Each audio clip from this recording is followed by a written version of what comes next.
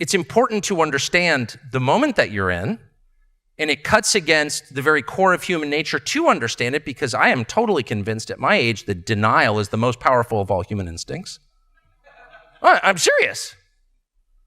I mean, honestly, I was 22 years ago, next month, I was in a plane that crashed, amazingly, in the Middle East, flying from Peshawar, Pakistan. The Khyber Pass was right after 9/11. I was going over to cover the Taliban, and something happened in the cargo hold, and we went down in a sand dune in Dubai.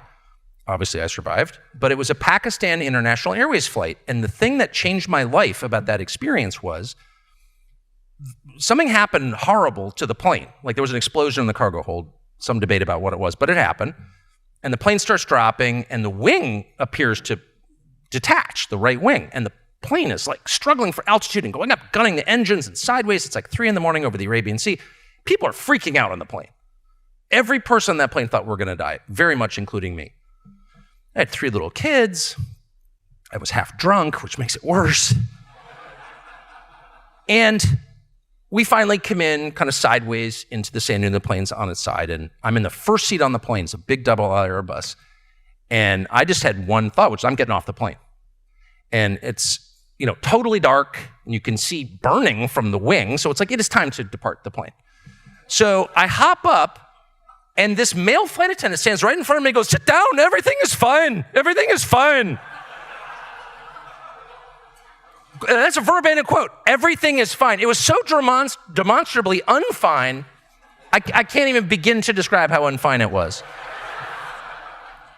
And I think just out of pure panic, I ignored the guy, and I opened the door and the slide went up, and I jumped into darkness with 4 other Westerners in the front. Everyone in the back, though, they were like, "Oh, everything's fine."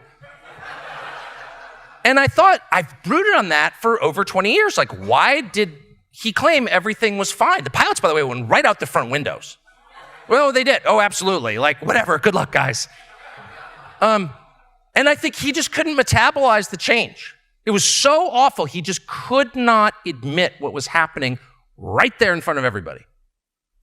This really bothered me all these years, despite the fact it wound up fine for me. By the way, the plane is now a dive site off the Burj Hotel in Dubai. You can swim through it. Someday I will. But then last year I read the biography, which I would recommend to everyone in this room, of Peter Wrangle, who was the leader of the revolutionary white forces during the Russian Revolution. The Civil War, rather, that came after the revolution. And he was a Baltic German living in Russia and a general, worked for the Tsar. The war ends, or Russia ceases its hostilities with Germany. He comes back to St. Petersburg, and the country's in complete chaos. And the Bolsheviks have decided that, it's discontent within the army that we need to inflame, and we need to get the army. I don't know if this sounds familiar to anyone here, but get the guns and the people who wield the guns. We need them.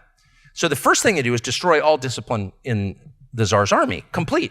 So Peter Wrangle's just been on the front for 4 years. He comes back into St. Petersburg, totally civilized city, 2-hour drive from Helsinki. I mean, it is Europe, okay? Whatever anyone tells you.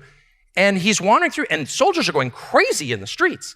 And they're raping women. They're stealing at gunpoint. Soldiers in uniform. In a monarchy which had not had any behavior like this at all. And Peter Wrangle just can't even believe it. These are his soldiers. He's a general. And so he's completely freaked out, and he goes into a movie theater, and everyone in the movie theater is completely absorbed in the movie. There's no revolution happening outside. And Peter Wrangle thinks these people are insane. So he goes back. He's like, I got to get to Moscow. So he takes the train to Moscow. I have to tell the Tsar, this country's falling apart. He's very close to the Romanovs, the family. You should read this. It's just out in English translation in the last 3 years. It's an unbelievable book, lost to history until recently, to English speakers. So he goes back to Moscow, and he's close to the Romanovs. And so he goes into the imperial court, and he knows all the relatives, and there are millions of them, hangers-on. And he notices about 80% of the women in the Romanov family are wearing red ribbons in solidarity with the Bolsheviks, who wound up, of course we know how it ends, murdering them in the basement at dawn. So, wait, what? Peter Wrangle says, how is it that this country is being devoured by a violent revolution, and the people who can afford movie tickets, that is kind of our middle class, are refusing even to acknowledge that it's happening, and the ruling class against whom it is aimed are sympathizing with it. And if this doesn't remind you of BLM, I don't know what does. I'm reading this in my Portugal. Like midnight, I couldn't go to sleep. I was like, wait, I live in that country. That's happening now. This is a revolution. Its aim is to hurt you. Yes, that would include physically in the end. Sorry. If someone tells you you're not allowed to speak, if someone tells you your children are not your children, okay, these are not ideological differences. This is not, I prefer, this capital gains rate. These are totalitarian measures that treat you as non-human. Human beings, free citizens, get to say what they think. Slaves must be quiet. That's the distinction. So all this it's in the First Amendment. No. Yeah, it precedes the First Amendment. As our founding documents make clear, these are natural rights that distinguish the citizen from the slave, the human from the subhuman. We can't consider slaves fully human or we wouldn't enslave them. So anyone treating you as a slave considers you less than human. People don't pause to consider the implications of this. If someone says to you, I have a right to make your children hate you, or to say weird, creepy sex stuff to your kids, what's a valid response to that?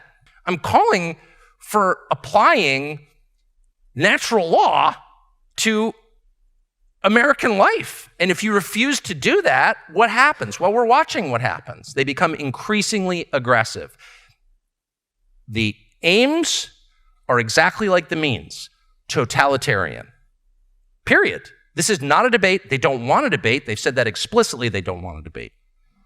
So I really think that we should begin to see this for what it is, which is a very big deal on which all depends, not just our republic, but like your family. And I'm not calling for stockpiling ammo, though. I mean, no one ever went broke doing that, I can say. Maybe some have, but they'll get it back in the end. It's a good investment. What I'm calling for is approaching this moment with the seriousness that it both deserves and requires. So that you read that beautiful letter from, was it Lieutenant Blue? After whom a spectacularly dysfunctional public high school in Washington, D.C. is named, I should tell you. Poor guy, that's his legacy. Boys' room shootings. But you read that, and you realize a couple of things. One, this man was not lying to himself. He knew that everything hung in the balance. He was in the middle of a civil war, and he wasn't pretending otherwise. I mean, it was literally a civil war, but he knew that it was. It's one thing to be in a civil war. It's another thing to admit it.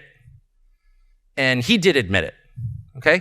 The second thing was his grave seriousness. His grave seriousness. This man foretells his own death in that letter. I can feel it. I'm about to die. Not an inkling of self-pity at all. Not even any, if I thought I was going to die, I would write the world's treacliest letter to my wife. You're so great. He said, I'd rather die than be dishonored. He says that in the letter. This is a very serious person, maybe even a little self-serious, actually. And we're not prepared for self-seriousness. Because we all, at least if you're my age, grew up in a world where self-seriousness, or even seriousness itself, was the gravest of all sins. Taking yourself too seriously. You have no ironic detachment. You can't laugh at yourself. You can't laugh at the moment. Well, I'm big on ironic detachment. I try. I'm big on humor. I really hope, that when I get the diagnosis, that I'll be man enough to joke about it. I really do hope that. On the other hand, it's not just about me and whether I can show coolness under pressure or tell a joke facing stage 4. It's bigger than that. It's about my children and the grandchildren I fervently hope to have. And their lives require me to be a little more serious than the world I was raised in, which was honestly not serious at all. It was a very decadent world. I didn't recognize that at the time. Sort of well-educated, upper-income America. Very decadent, actually. Well, who am I to judge? Well, on the one hand, okay. Who am I to declare myself better than someone else? I'm with that to this day. I don't think I'm better than anyone else, and actually I've got a lot of evidence that I'm not. On the other hand, it is for me to judge whether something is good for my country and my children. That is my duty to judge. And not to make light of it, but to see it for what it is, which is the choice between life or death, literally. And so here's how I think we should respond. First, by taking stock of ourselves. I mean, are we actually living lives that prepare us for whatever is coming next? You often hear people say the news is full of lies. In Kennedy's motorcade, 239 people. The death of Jeffrey Epstein.